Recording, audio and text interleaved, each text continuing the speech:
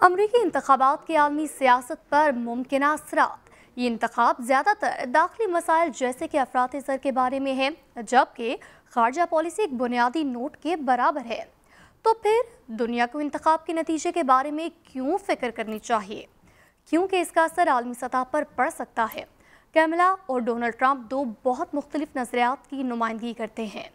Trump एक अलहदगी पसंद रहनुमा है। उनका मानना है कि तजारत को हथियार के तौर पर इस्तेमाल किया जाए। वो नेटो इत्तेहाद के मुखालिफ हैं। तो दूसरी तरफ कैमला इस तरह के मामलात पर खामोश रहती हैं। उनकी खारजा पॉलिसी को बाइडेन 2.0 समझा जाता है। अगर वो जीती हैं तो उन्हें दो मुकम्मल जंगों का सामना करना पड़ेगा। क्या उनके पास इनको संभालने का तजुर्बा है? हम देखेंगे, लेकिन उम्मीदवारों के अलावा कुछ और वजूहात भी हैं जिनका असर दुनिया पर पड़ेगा। अमेरिका दुनिया की सबसे बड़ी मईशत है। ये दुनिया का दूसरा सबसे बड़ा तजारती मुल्क भी है। अमेरिका दुनिया के 200 से ज़्यादा ममालिक के साथ तजारत करता है।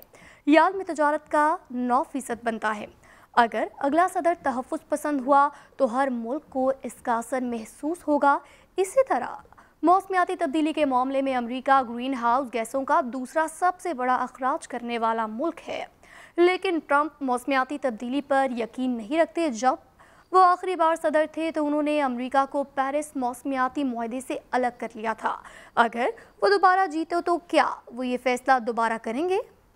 क्या वो अमेरिका के मौसमियाती मुआहदों से पीछे हट जाएंगे? ये वो सवालात हैं जो पूरी दुनिया को मुतासिर करेंगे। लेकिन आज रात हम सिर्फ इंतखाबी नताइज के स्ट्रैटेजिक असरात पर बात कर रहे हैं। दूसरे ममालिक क्या चाहते हैं, वो किसको जीतते हुए देखना चाहते हैं। पाकिस्तान की बात करते हैं तो पाकिस्तान को किसी एक फरीक की हिमायत करने की ज़रूरत नहीं है, क्योंकि ताल्लुकात मुस्तहकम है। पाकिस्तान के साथ तवील मुद्दती शराकतदारी के लिए दोनों पार्टियों में हिमायत है। डोनाल्ड ट्रंप के साथ वज़ीर-ए-आज़म शहबाज शरीफ की केमिस्ट्री बहुत अच्छी है। कैमला के साथ उन्हें इसी तरह की तसलसल की तवक्को हो सकती है जैसा कि बाइडेन की हुकूमत थी। और बाइडेन ने पाकिस्तान अमेरिका ताल्लुकात के लिए बहुत कुछ किया था। लिहाजा पाकिस्तान के लिए चाहे कोई भी जीते वो ठीक है, लेकिन ज़्यादातर दूसरे ममालिक का एक वाज़ेह इंतखाब है। मगरबी यूरोप और नेटो कैमला की जीत की तवक्को करेंगे। 2019 के लंदन नेटो सरबराही इजलास में मगरबी रहनुमाओं ने ट्रंप का मजाक उड़ाया। ट्रंप का एक नज़रिया है कि वो दूसरे बरआज़मों के ममालिक का दिफा क्यों करें। उनका नारा था सबसे पहले अमेरिका, और इसलिए यूक्रेन भी ट्रंप के बारे में मोहतात रहेगा। सदर ज़ेलेंस्की ने न्यूयॉर्क के अपने दौरे के दौरान उनसे मुलाकात की थी, लेकिन ऐसा लगता नहीं कि वो ट्रंप को मुतासर कर पाए होंगे।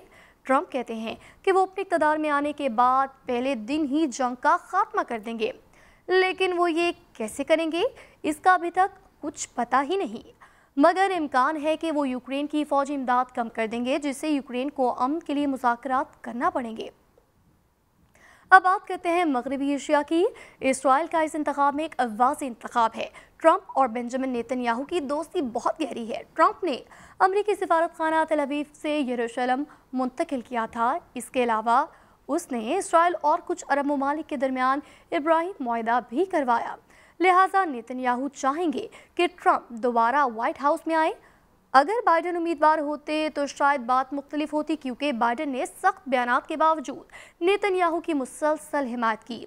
वो खुद को एक सेहूनी कहते हैं, लेकिन कैमला की तरफ से इसराइल पर ज़्यादा दबाव डालने की तवक्को की जाती है।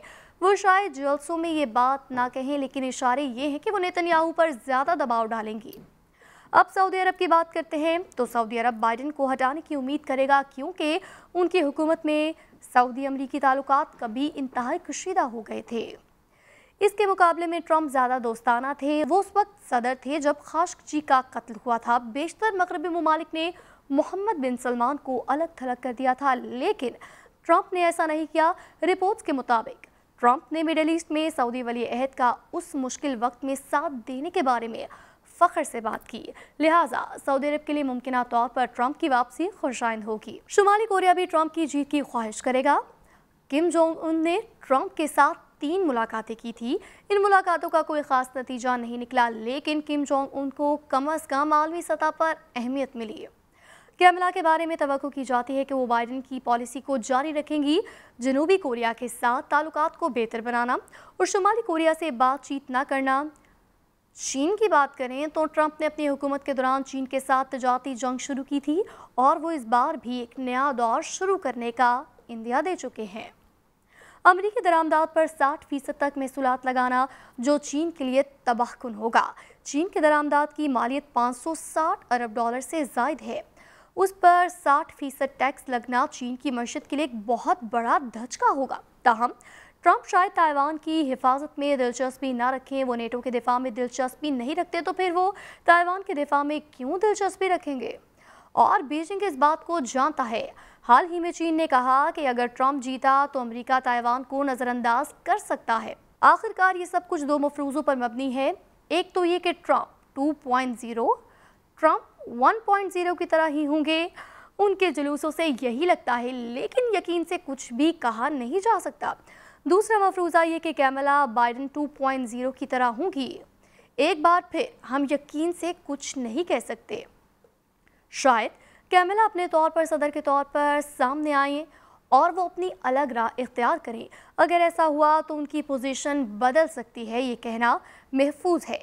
ये जोग्राफियाई सियासत के लिए एक बहुत बड़ा हफ्ता है। दुनिया भर के दारुल हुकूमतों की नज़रें वाशिंगटन पर मरकूज होंगी।